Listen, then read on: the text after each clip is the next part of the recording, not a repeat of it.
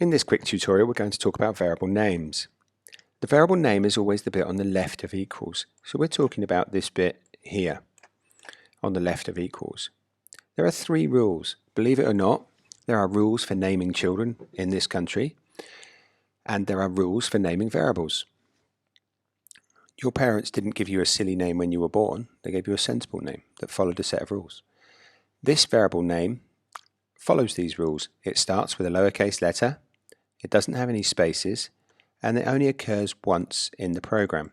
By that I mean I couldn't do this, have a variable name with two different values.